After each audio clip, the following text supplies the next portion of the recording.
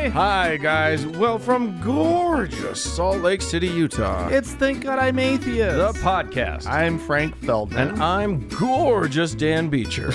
And coming up today, Dan, we have a discussion all lined up about the coronavirus. Now, I know everybody out there, they want more coronavirus. Yeah, if there's one thing everybody needs to hear more about, it's the fucking COVID-19. Dun, dun, dun, dun, Don't worry, it's gonna be fun. Happening. We're gonna have fun. It's coming for you. It's pan-delightful, is what it is. Panderific? Yeah, today was the day. Democratic. Yeah. They actually used the pandemic word. Yeah. The WHO did. That was today. Everybody. So now everyone knows what day we're recording A few days on. ago, this happened. Yeah. Oh my God, can you believe it? Yeah. I know. All right. Well, I have one corona-ish story to talk about. It's coronish.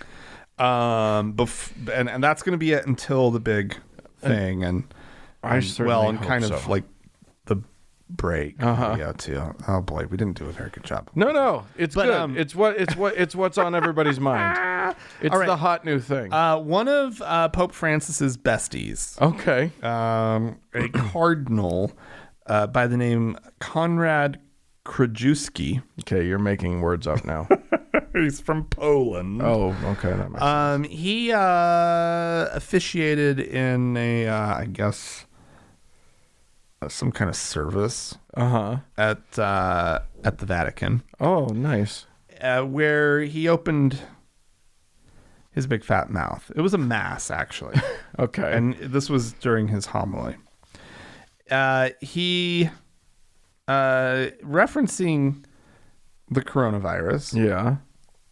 Yeah. He says, since the arrival of the unfortunate virus in Italy, the plague, from that very moment, something changed. All of a sudden, we started to care for every life. What? We have become lovers of life. Oh. We have ceased to represent the culture of death that John Paul II spoke of. Oh. Right? What? He said that since the virus began spreading, no one has had discussions about the right a person with Down syndrome has to live, or if it is up to the expectant mother to choose to abort it. Neither are Italians talking about euthanizing the elderly, which apparently they were just lining up to do. What is he fucking talking about? And there is no equality marches that are really against equality and against freedom. Oh my God. People don't talk about abortion or about euthanasia because everyone is talking for life, he said. We are looking for vaccines. We are taking precautions to guarantee that we can save lives. Oh my. Everybody is choosing life today, beginning with the media. God loves life. He does not want the death of the sinner. He wants for the sinner to convert and to live, apparently.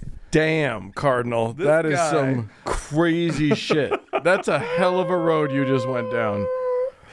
I mean, what the fuck? That's all madness. Whatever momentary, like whoever just is always talking about abortion, right? Yeah. Okay, right now maybe they aren't.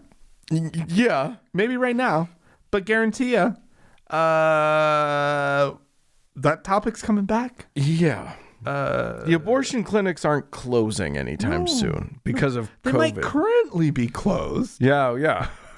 Depending. Probably not. Yeah. No, probably not. Probably not. But the institution, the concept, the idea. And nobody's giving up on aborting, Down syndrome kids. They're going to get right back to that. They're going to dive right in, man. What the fuck is he talking about? What is he talking? The only person I know euthanizing the elderly who I can remember in the recent history talking about aborting Down syndrome babies is fucking Richard Dawkins, and that's certainly not who he's talking about. No. But, the elderly. We'll get back to that. Euthanizing the, at what point? I agree with it, obviously. We want to euthanize the elderly. It's just a matter of, where do you draw that line? Well, here's the deal. I think it's getting the word euthanizing and eradicating confused. No. Right? Because it's not, the people aren't going out just to kill old people. Euthanizing allowing for euthanasia. Right. Is a mercy. It's a mercy. It's a humane act. True euthanasia is a beautiful thing. Right. Yeah.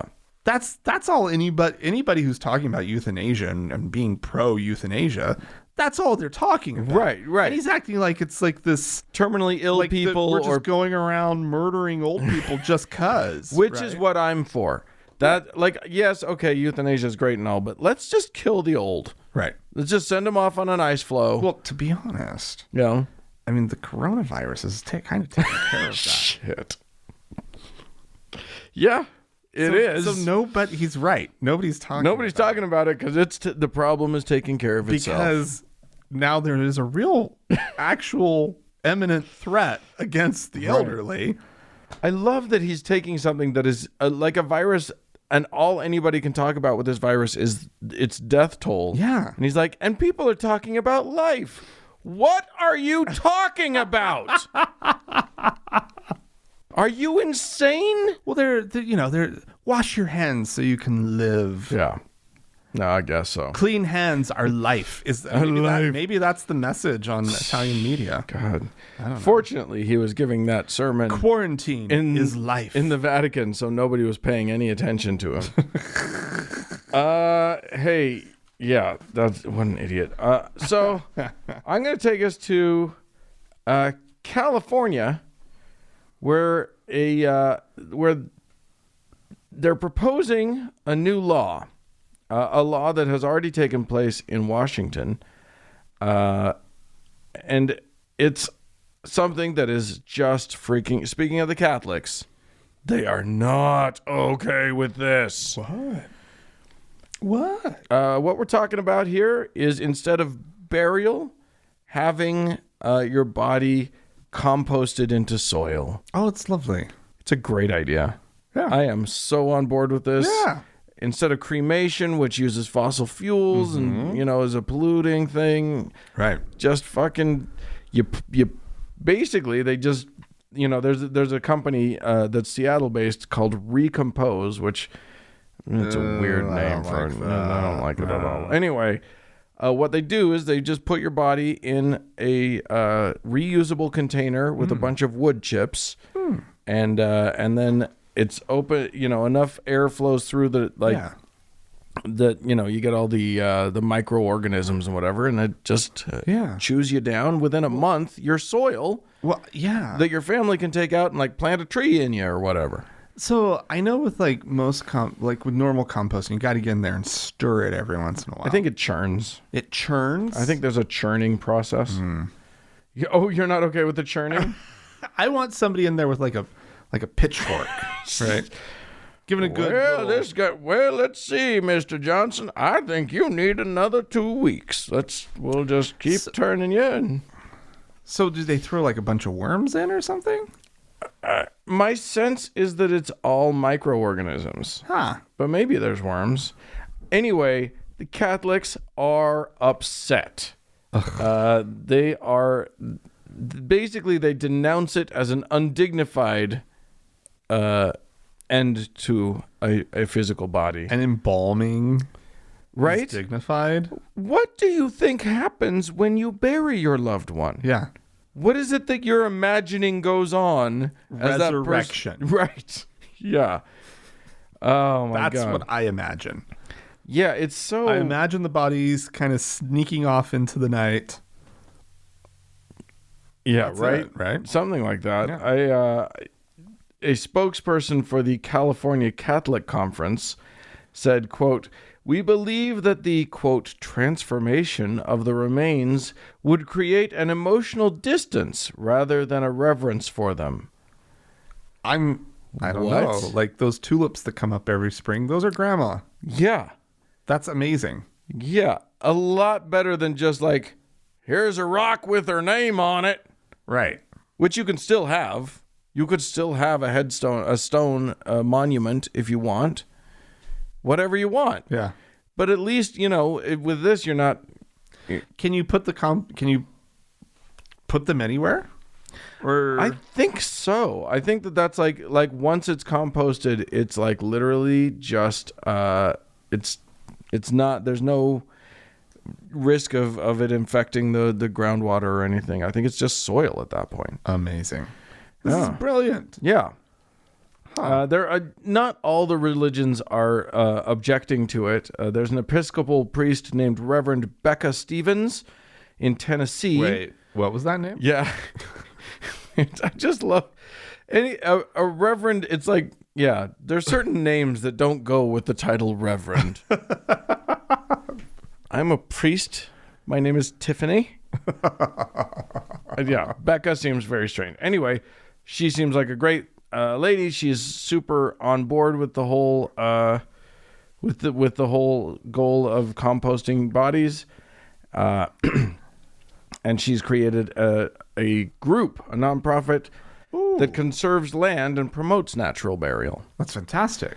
I guess natural burial is different, but that's just basically you put the body in without a casket and a big. Oh, Because the law in like a city in the U.S. is that you got to have a cement a vault. Yeah. and then a casket that goes into the vault, and it's just like. Nah. Yeah, gross. Don't do I don't that. like that at all. Don't do that. No, I like the return, the circle of life. That's what it's for. Beautiful. Go It's feed. beautiful. Go feed some plants. Push up Yeah. some daisies. Come on. Put me in a potted plant. Yeah, you would love that. Yeah. You would love to have a pothos climbing up out of you, or a snake plant or something. It'd be amazing. Yeah. Chinese evergreen. Oh, so pretty. So good. Ornamental. Yeah. Just something beautiful. Yeah. Really good. Really good. Dan, Yeah. the Barna Group, Uh-oh. which is a Christian research group. They focus on sort of religious issues. They do largely good work. So far their findings and results, they don't seem to be overly Skewed or it's just biased. They're legitimately, sincerely looking at the state of Christianity in America. Right. And the fact that they're conservative evangelical types doesn't really bother they me. have an angle that There's a reason why they're asking these questions. right, but they don't do skewed work. Right. They want real numbers so they can It's not like a White House online poll. Right. Anyway, they have recently found that just 1 in 4 Americans, only 1 in 4 Americans can be considered a practicing Christian. Whoa. Yeah. Yeah. Okay. Oh, wait. 1 in 4? 1 in 4, 25% of the country practicing Christian. And we define that by goes to church. We'll get to their way of parsing that out. They have Okay. their own. They don't use sort of the normal demographers and researchers, pollsters, definition of what it means to be a practicing Christian, which usually has to do with just figuring out if somebody's been to church like once out of a certain period of time. Sure. Barn is more interested in 3 variables: Okay. calling oneself a Christian, strongly prioritizing faith, and regular church attendance. That's what makes somebody a Christian Okay. for them, Sure. right? Or a practicing Christian. Right. So this number is down a lot. In 2000, 45%, according to Barna, were practicing Christians. Wow. So almost half Yeah. of practicing Christians are no longer practicing Christianity. Since 2000? Since 2020 years. That's a precipitous drop. Yeah, they acknowledge the rise of the nuns at the same time, which I think most polls actually wildly underestimate because of how they ask their questions. That's cool. Let's see. Yeah, so they have those numbers at in 2003, 11% of the country being sort of a nun. Okay. And in 2018, they say 21%. So almost, one split in half, the other one doubled. Right. And it's kind of interesting. They have a rosy outlook on the whole thing, Dan. So don't worry. Oh, good. There's a silver lining. Oh, thank goodness. Here. I'm. It's not I've been worried for the not Christians. all doom and gloom. I mean, it's not. This is them really trying to reach for something, right? Let's see. The president of Barna, one Mr. David Kinnaman, he says that while the decline of Christian engagement is real, the data remind us that 1/4 of the population qualifies as a practicing Christian. Oh, thank God. This represents more than 80 million adults, a level of church going that is a statistical outlier among affluent and educated societies. Right. So this is don't look at the trend line. We still live in a fantastically religious and Christian nation. Yeah, we do. They're not wrong. Just don't look at that trend line. Yeah. Don't, because that'll be a little scary. I don't know how they can have any claim at this point for this being a Christian nation. Yeah, well, I mean, obviously, if you ask people what their religion is, not how often do you go, but what's your religion, right, you'll still get 75% say Christian of some sort. They might say it, but what it all boils down to is what you actually do. Well, that's what some of it boils down to. Yeah. Yeah. All right. Well, I'm going to take us off of Christianity for a second and talk about India. Which, we have our Christian nationalists pushing really hard in this country to try and change the Constitution so that it just says everybody got to be Jesus lovers. But in India, they've got the Hindu nationalist party is the one that is directly in charge of everything. And as we've reported many times, they are fucking shit up for non-Hindus. Yeah. Specifically, mostly for Muslims. That's really their main target. It's really getting bad to the point where you reported that they were downplaying the fucking Taj Mahal as a tourist attraction, right? Because it was built by Muslims. Anywho, there's pushback here in these United States about it, including several cities that have in several U.S. cities that have condemned India's citizenship laws. The Modi government. Yeah, exactly. So last month, Cambridge, Massachusetts, and Seattle expressed solidarity with South Asians in their districts or whatever. Oh yeah.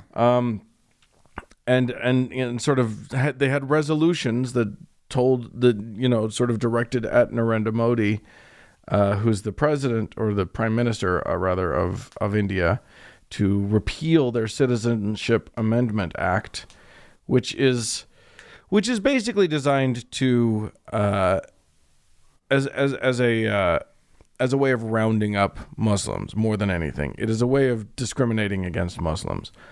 And Albany, New York, I guess, has joined that. But that's not all. Oh. If you'll recall, last week was the week when down in Spanish Fork or whatever, there's a Hindu temple. They have Holi there, the celebration of Holi, and it's the festival of colors, and everybody throws brightly colored powder probably toxic. Nobody knows what it is at each other, and everybody is all colorful and whatever. Well, that's a big holiday in Hinduism. It's their it's a huge joyful celebration of spring. However, at several college campuses across the U.S., it was celebrated in blackness because people wore black and picketed against the Modi regime and what they're doing in India. Yeah. So no fun colors for you, Yale and Harvard people. Throw black powder. They should have. They should have gotten some of the. You know what? You get the leftover ash from Ash Wednesday. Yeah, there's plenty of it. Just use that. It's fine. Throw it at everybody. Make a big mess. Yeah, it's rough right now in India, and between the Citizenship Amendment Act, which is basically about fast tracking non-Muslim citizens to come into the country, and the National Register of Citizens, which is a different thing. It's not good. They're not being very nice over there. Yeah. So there you go. Yeah.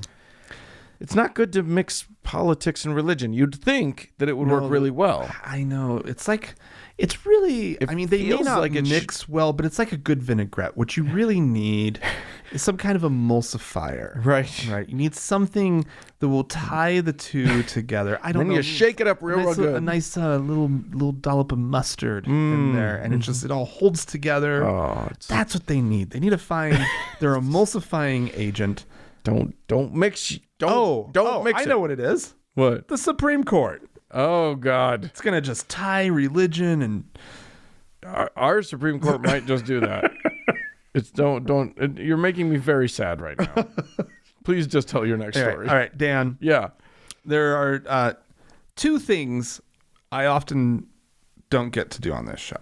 Mm-hmm. One is use TMZ as a source. And the other one is engage in gleeful schadenfreude. Oh, I do that all the time. Do you? On this level, targeted against a person? No, but let's do it. Who has fallen from... All right, everybody. Who had already fallen from grace significantly. Fire up. And now is in your delightful legal hatred of someone. Criminal trouble. Get ready. Alex Jones, everybody. InfoWars extraordinaire guy. Yeah. Yeah. He they're turning the frogs gay fame. He has been busted for a DWI, that's driving while intoxicated. Yeah. There's a shock. I think we're all shocked that man is a heavy drinker.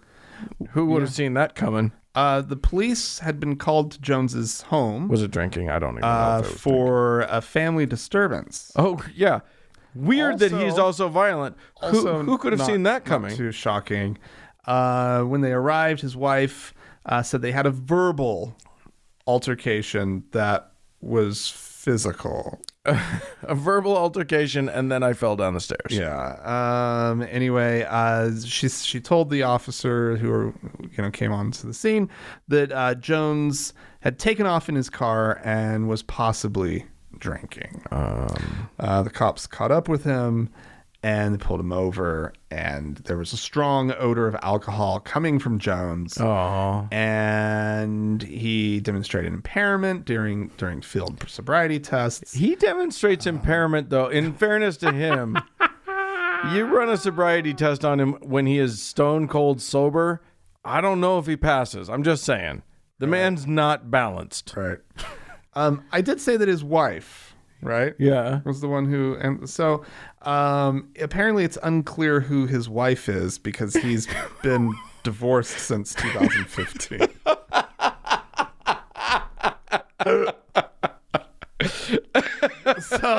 And he has not remarried. So there's just a lot it's his quote unquote wife, you guys. Put the air quotes on it, for crying out loud. All right. Well, I'll close this out with an update on a story that has been ongoing since 2015. when a man named Joe Kennedy, no relation to whom? To the other Joe Kennedy. Oh, okay. He might be related. I don't know. Why would I say that? Anyway, he was the former assistant football coach over to Bremerton High in Washington State. And he liked to pray with his team like a good coach does. Yeah. Good Christian man. He loves Jesus and football, and not necessarily in that order. Right. But he likes to combine them the most. So he was praying, and they fired him after telling him multiple times, you can't do that. What? They fired him. And so he sued and lost. And then he sued in a federal court. He lost there. He went to he appealed to the appeals court, the Ninth Circuit Court of Appeals, lost there. Okay. Then he wanted the entire Ninth Circuit to take his case, and they wouldn't. Oh. And as the final pièce de résistance of the whole thing, he tried to get the Supreme Court to reconsider his appeal. And that's where we were at. Okay. Well, they just issued a decision. Oh, no. They have decided not to take his case. Oh. So he is done. It is right. It is fixed that you still can't pray with your high school. Still cannot. Team for now. In these United States. It's amazing. Obviously that's the right thing. I'm just shocked that the court hasn't changed it yet. I'm blown away. Yeah. So I'm bowled over. A little good news in the world. Every once in a while. Alex Jones is in trouble. Harvey Weinstein's going to jail. Dan. It's like everything's it's like coming my up. 401k is doing great. It is not. Your 401k is fucked. No. La la la la. No. Yeah. So there you go, friends. Hey, if you would like to tell us all about how your 401k is doing, you can. Don't do that. But if you want to write to us about anything else, feel free. The address is podcast@thankgodimatheist.com. Or you can call and leave us a voicemail message. The telephone number is 424-666-8442. Yeah, go to the Facebook page, facebook.com/TGIAtheist, and click on that like button. And while you're there, search for the TGIA Members Only Lounge and request to join. It is a closed group. We will let you in. Also find us on Twitter at TGIAtheist. Yup.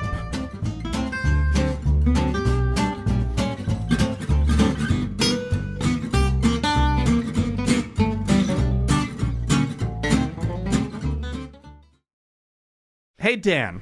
Hey. You like false prophets, right? Oh, I like real prophets. I like celebrated, self-proclaimed prophets. Respected. Well-respected little old ladies. Reliable. Yelling at me. Yeah. Well, this one is that Cindy Jacobs. We've played her before. She's not one of our go-tos because she's so crazy. Well, and when you look at her, she has the look of a woman.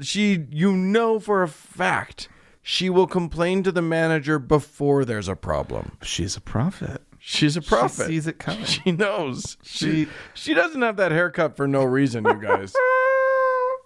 Or the collar poking out over her little. Oh my God, she's a sight to behold. And okay, everybody, just prep your ears because it's a coming. Here we go. We're going to decree that the coronavirus will cease worldwide. Now, what's going to happen? I don't know if everybody will get healed. I don't know. We're praying. We prayed for vaccines. We prayed for Israel. We've heard they have vaccines. We have people interceding across the face of the earth. Listen, intercessors have been going to Wall Street. I mean, this is all over. I have to tell you, intercessors are on this. I just want to thank you, intercessors of the world. You haven't slept through this. You have been very, very very active. And we're going to ask what God will heal those affected. We want comfort for those who have lost family members. I want to especially pray, here we are, about Seattle area, because we know that there's more deaths going on there. And so, Father, in the name of Jesus, you have promised we have all authority, not some authority. You have promised that we are seated with you in heavenly places. So we take throne room authority and we bring that into the situation of the coronavirus. And we say, in the name of Jesus, virus, you are illegal. This is God's earth. Oh, wow. There is not a better sentence in the world than, in the name of Jesus, virus, you are illegal. That may be one of the greatest constructions I have ever encountered in my life. I mean, I've heard people rebuke a virus. Yeah. I have heard people, cast a virus out. Oh, yeah. And it works every time. That's the thing that you don't hear. I know. Works. I'm really surprised the WHO has not gotten behind this. Well, right? CDC, come on, CDC. I mean, she did down there in Georgia. She did it for the whole country, for the whole world, right? So it should be gone now. Well, that's what she says. She says that we safe? She doesn't know what's going to happen, but it's gone. It's gone. We should be safe. It's like it might be a vaccine. Everybody stop washing your hands. It's going to be fine. That's a miracle. The miracle of modern science. Right, of the vaccine that they've apparently got in Israel. Who the fuck knows with these people? Oh my God. Who the fuck knows? Where did she get that? I'm sure just the QAnon is pumping out something about an Israeli. There's so many conspiracy theories going on right now. I won't even. Hey, I wanted to mention something to our listeners, by the way. I wanted to talk about the fact that we are at 4.5 stars on iTunes. That's not possible. That may sound high to you. No, that's terrible. That is awful.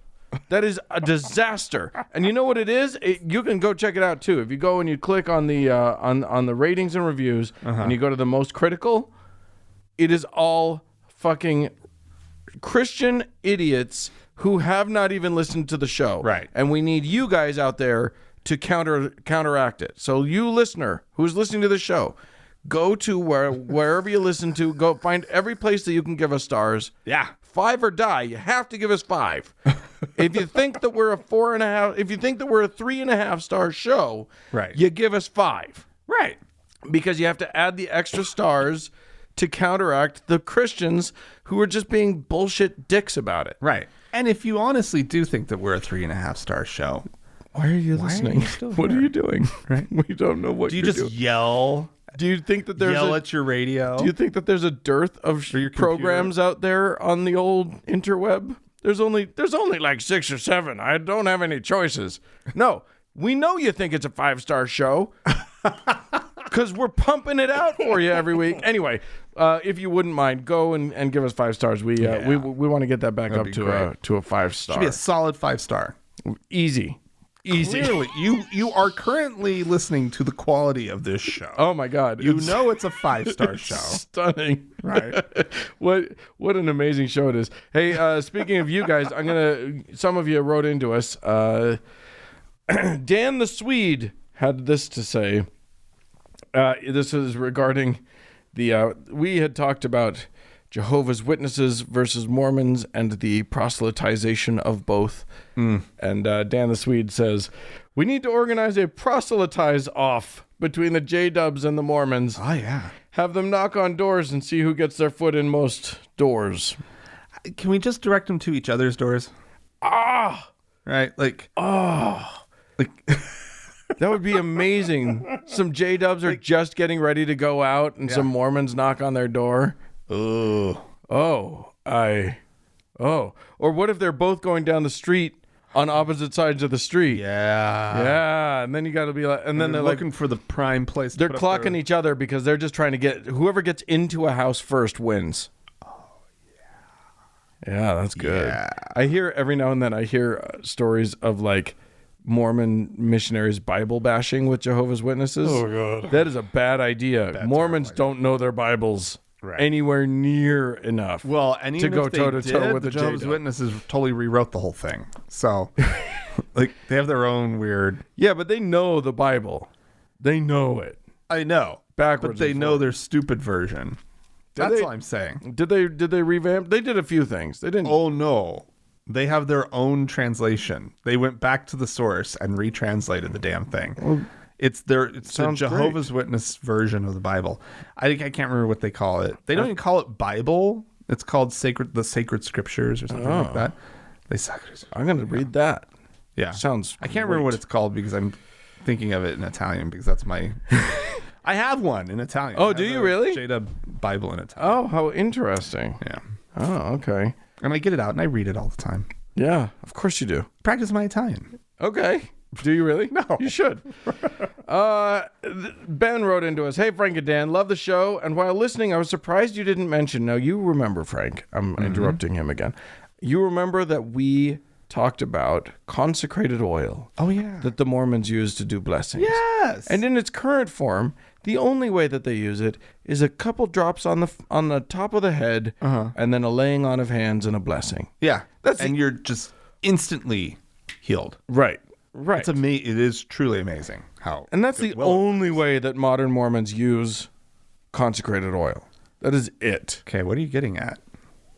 Hey, Frank and Dan, love the show. And while listening, I was surprised you didn't mention how crazy Mormons and the consecrated oil went, such as the enemas that were all the rage with Brigham Young for healings. No, I didn't know this.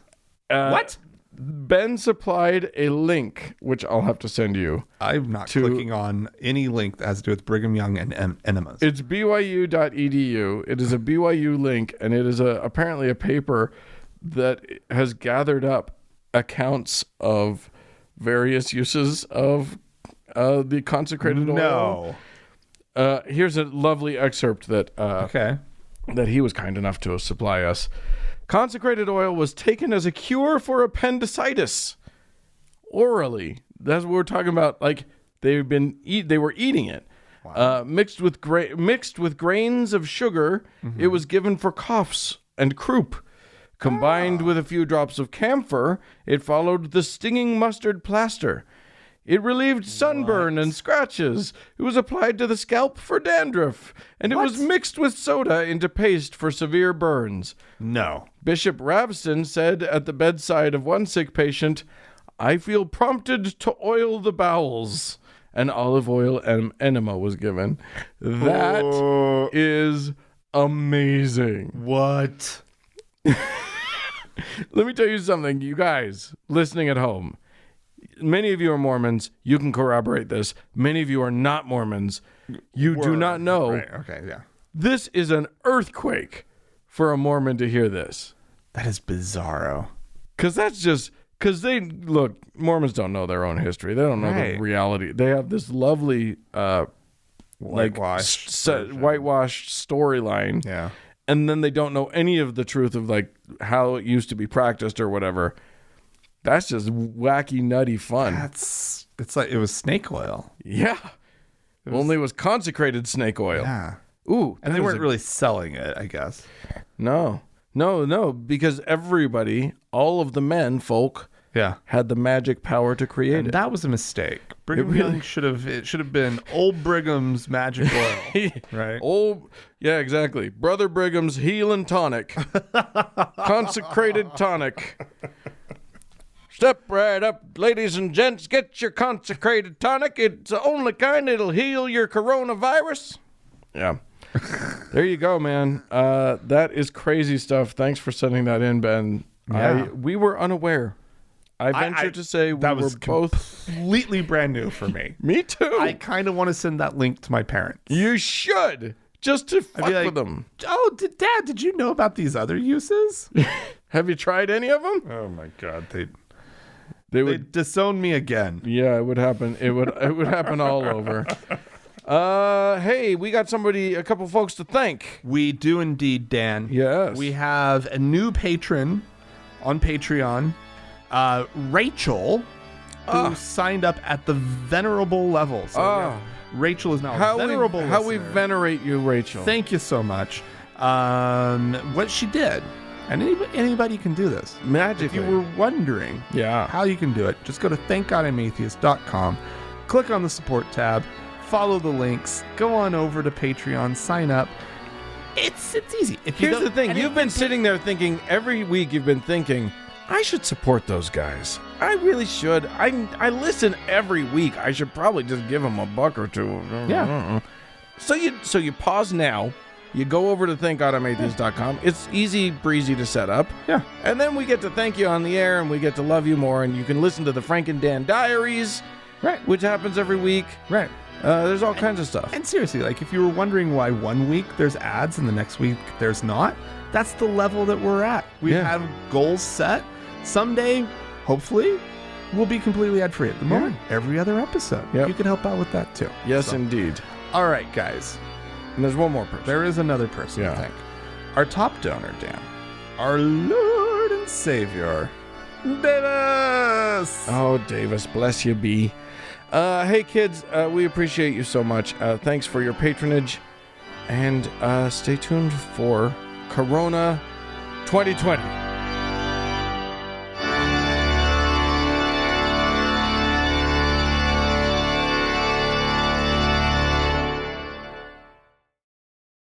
Dan. Hey. There's a new sensation sweeping the nation. Sweeping the world. Holy crap. It is, here's the thing.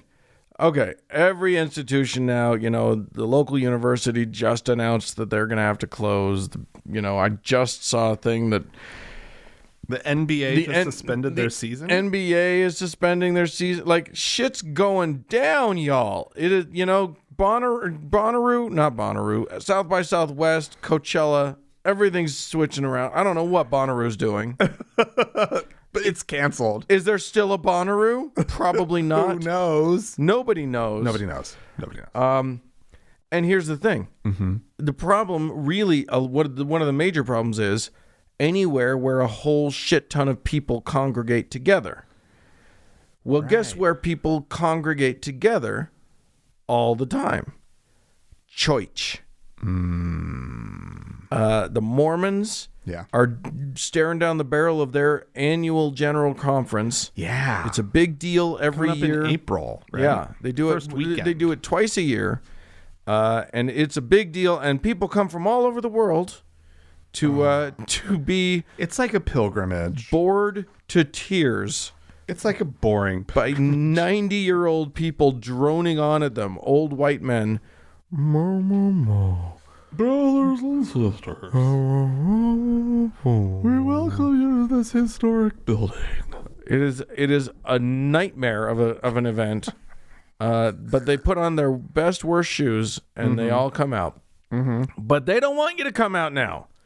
No, because of the coronavirus. It's official, everyone. If you were planning on going to General Conference this year, don't. There's nothing to see. There's nothing to see. They're not letting anybody in.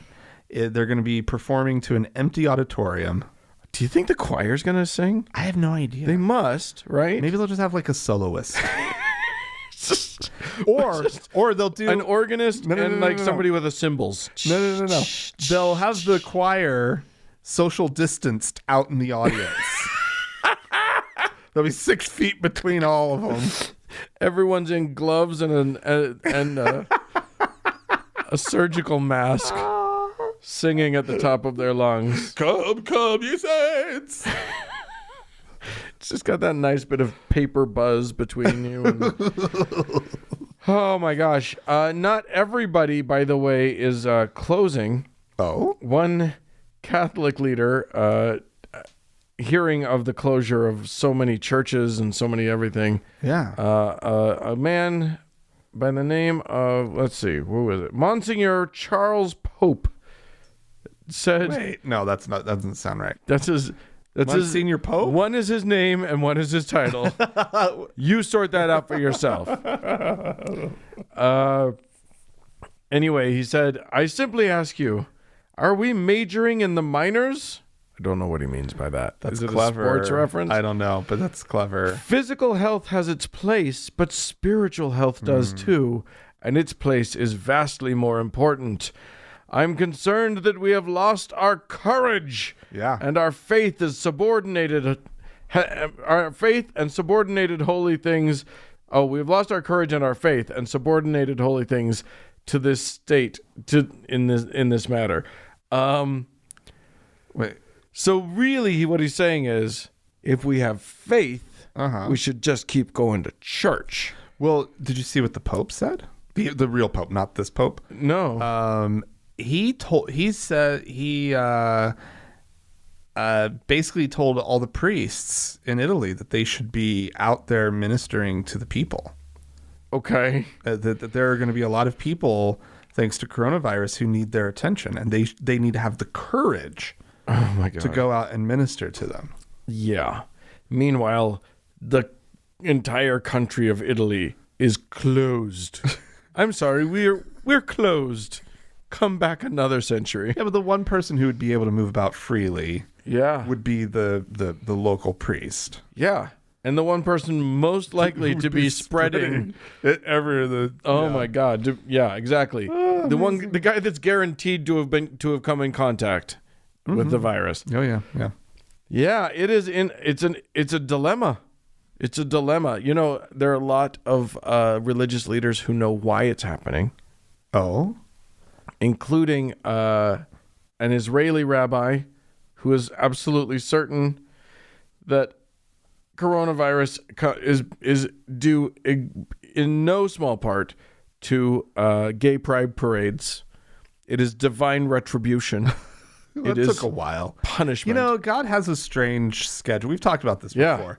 He does definitely work on his own time frame. Well, I do feel like this guy is way behind the times. Like pride parades have been going on for a while. Yeah. And now Come on. after we get like at least blame it on something a little bit more current, like it's gay marriage. Blame it on something new. Jesus but Christ. even gay marriage feels a little old. Yeah. Right? Exactly. You got to do it. You got to blame the trans. Yes. You got to go trans on this one. Yeah. And you know, there are other go-tos. You can always say that, like, you know, the drop in the numbers of the church or whatever. But no, it's yeah, it does feel like it feels like this is one of the places where the Jewish population is really behind the curve. Yeah. Well, where Hashem is behind the curve. One of the things that's been just crazy for me, you know, I just read a whole article about doomsday preppers. And the doomsday preppers, these are the people who are ready. They already had their toilet paper. Yes, indeed. They're not worried. You know who the prepper is. They're not worried that Costco has run out because their garage is Costco. Right. They have shelves of food and everything that they could possibly need. Well, they have their own toilet paper mill. That's they right. Have a hand crank toilet paper mill. All they have to do is just go have to down, collect twigs, cut down one of the trees in the forest that they live in, make a little pulp as far away from everyone else as they can. They're really nice. They actually they have perforating. Oh, really? Like, That's lovely. They thought of everything. It's really great. You hang it out to air dry in the sun, and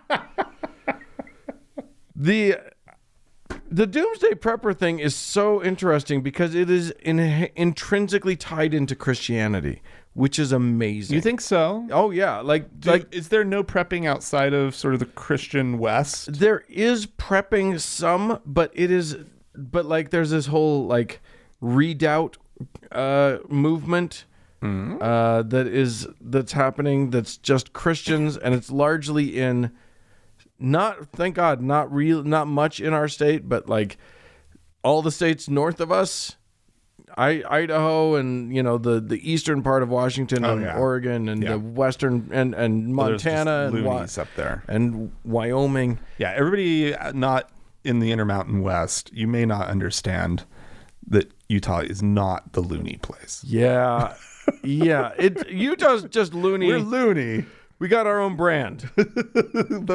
Salt Lake City's fine. You go down southern Utah. Oh, that's true. You get a bunch of loony. That's true. You get a bunch of loony. But it is funny. You mentioned the toilet paper thing. People are stocking up. People are hoarding toilet paper. Yeah. Like it.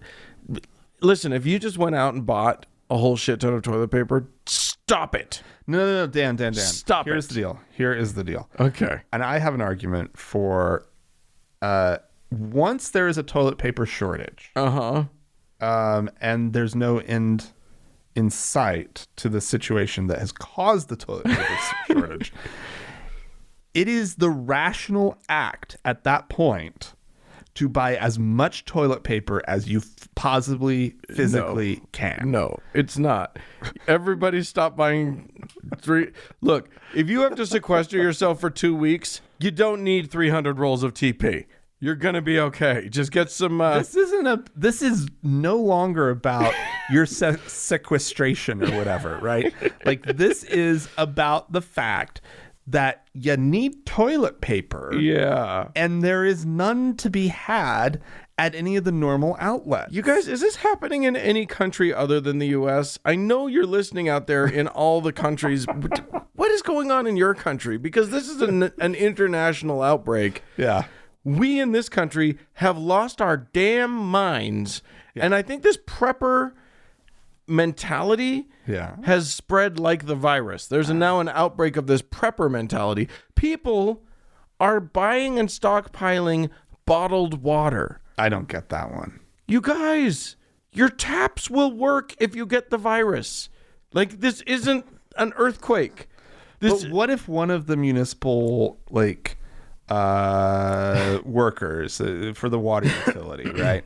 Like, let's say they're at work. They're at their station. They're the last one. Everybody else has fallen to the coronavirus, right? Everybody's homesick. They're there. They've got it too, but they are the one. They are going to keep the water flowing, Dan, and then they die and fall into a big vat of the city water. They sneeze directly into the flow. Or they sneeze into the water. Yeah, right. It's a danger. There is no amount of dilution. Yeah. Or chlorine that's going to get that sneeze out of that water. I don't buy it. Water has memory. Maybe it remembers the coronavirus. Here's the thing: if you're trapped at home, you already have the virus, so it's okay. You can have virus water. Not if the country's on quarantine. Yeah. Not if they did pull an Italy on us. Here's what I'm getting at. The people. This is all tied in. Like, I'm going to guess, I haven't seen numbers on this. I don't have hard figures on this. But I'm going to guess that a bunch of the people who are buying up water and toilet paper are thinking that this isn't just a virus. That this is the coming of the apocalypse. That there's a possibility that there is a religious thing occurring. It's end times nonsense. They've been preached. You think so? Oh my God. Every fucking preacher on the planet talks about it's the end times all the time. I heard it in Mormonism. I'm sure you did too. Right. It's always the end times. It's the end times at all times. Hell, Jesus said it was the end times in his time. It's been the end times for 2,000 years. Yeah. So I think that, like, every single thing, Y2K happens, the Mayan calendar ends, whatever, they're looking for it to be the beginning of the end. Yeah, but nobody was but Y2K. Did everybody buy up all the toilet paper? Well, they had more time. We knew about Y2K specifically like a when year it was going to happen. We had like a year worth of knowing that there was a problem to get ready. So I think everybody, like, this one hit us all, caught us all unawares. Yeah. So I don't know. I'm going to stick to my thing. Like, I want to be able to wipe my bum. And so if there is no toilet paper to be had, if I see some, I will buy it. Okay. That does not seem like you're part of the problem, Frank. Irrational thing to do. You're part of the problem. Be part of the solution. The thing that I should do is just buy a 4-pack of Scots or whatever. No fucking way. They'll replenish. It's going to be fine. No. Okay. Anyway, Frank and I we're in a fight.